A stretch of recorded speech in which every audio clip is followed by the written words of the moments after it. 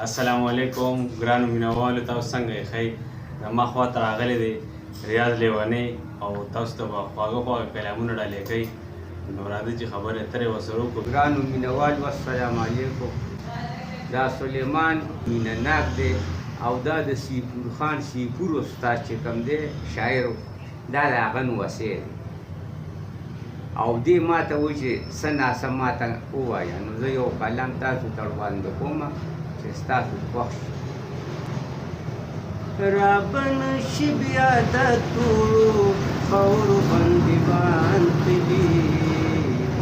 ته په څه غرور کې داستان خزوانان تلي.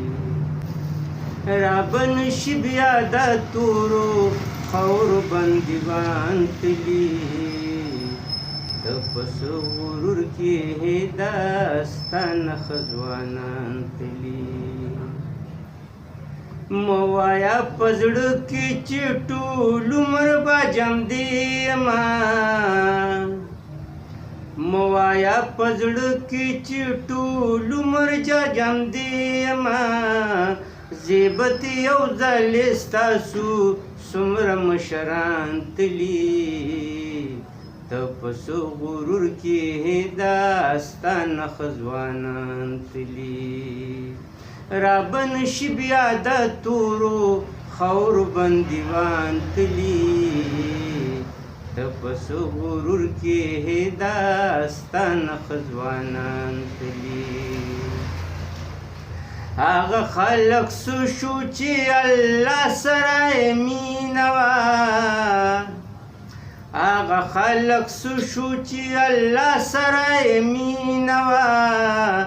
دغه د خلوت ته کوټه ړونه حولیان تلي، ته په څه غرور کې داستان خزوانان تلي.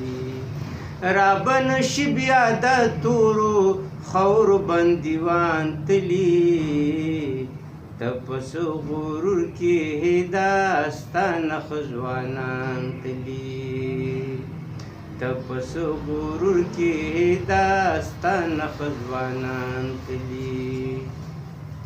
وباسه توبه پسې د خدای ته په سجده پرېوځه، وباسه توبه پسې د خدای ته په سجده پرېوځه.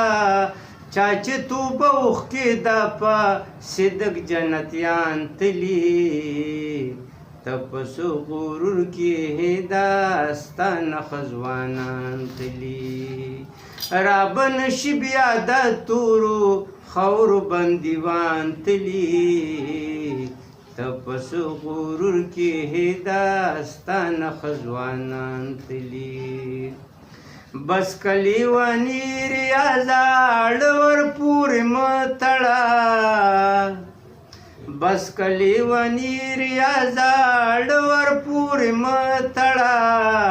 ډېر د دې نوښاره ښکلي ښکلي شاعران تلي، ته په څه غرور کې داستان خزوانان تلي.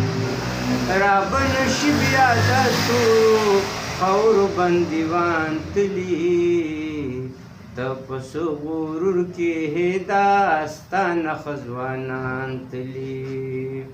که د شعر خزانه ګورې نو راشه، دا نوښار کلي د شعر خزانه ده. السلام. ډېره مهرباني، ډېره مننه او ډېر خوند وکړو.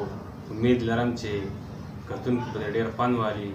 انشاءالله په بل پروګرام کې به حاضرېږو. والسلام.